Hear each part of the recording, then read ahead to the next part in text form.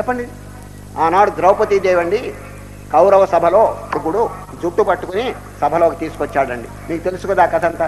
ఎవరండి ఆయన పేరు ఏమిటి చెప్పండి? అతను దుశ్శాసనుడు. దుశ్శాసనుడు ద్రౌపది యొక్క జుట్టు పట్టుకుని కౌరవ సభలోకి తీసుకొచ్చాడండి.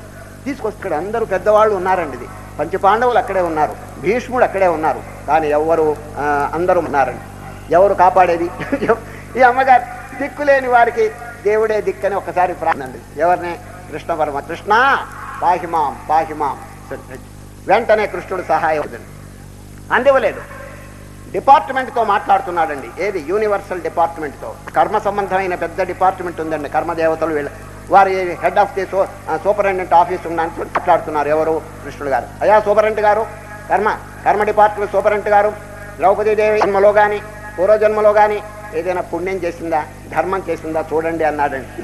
చూడండి, ఈ చీరలు ఈ సహాయం వెంటనే అందివ్వలేదండి. ముందు డిపార్ట్మెంట్తో మాట్లాడుతున్నాడు. కర్మదేవతలు తిరగదీశారండి ఈ ద్రౌపది యొక్క చరిత్ర అంతా. పూర్వజన్మలో ఒక చిన్న గుడ్డ పీలిక గారికి దానం చేసిందండి. అది రికార్డ్ అయ్యిందండి. ఎక్కడ? ఆమె యొక్క చరిత్రలో. వాళ్ళు రిప్లై చేసినారు, ఏవో కృష్ణ పరమాత్మ పూర్వజన్మలో ద్రౌపదీదేవి ఒక సాధువు గారికి ఒక చిన్న గుడ్డ పీలి చేసింది. చాలు.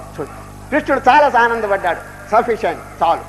ఆ చిన్న అక్షయమైపోవుగాక అనేశాడు.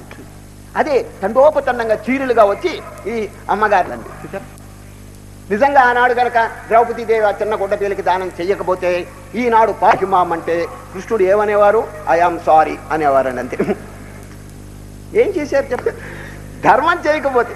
ఇప్పుడు ద్రౌపదీదేవిని రక్షించింది ఎవరో తెలిసిన? ధర్మో రక్షతి రక్షిత. ఆ ధర్మం అనేది కాపాడిందండి. కనుక భగవద్గీత ధర్మం అనేటువంటి పదంతో ప్రారంభించడంతో విషయం. గీత యొక్క సారం అంతా కూడా మనకి దీంతోనే జీర్ణం అయిపోతుందండి. దీన్ని కనుక ఆచరణలో పెడితే. ధర్మక్షేత్రే, ఈ క్షేత్రం చూడండి, ఈ శరీరము ఉపాధి అనేటువంటి తయారు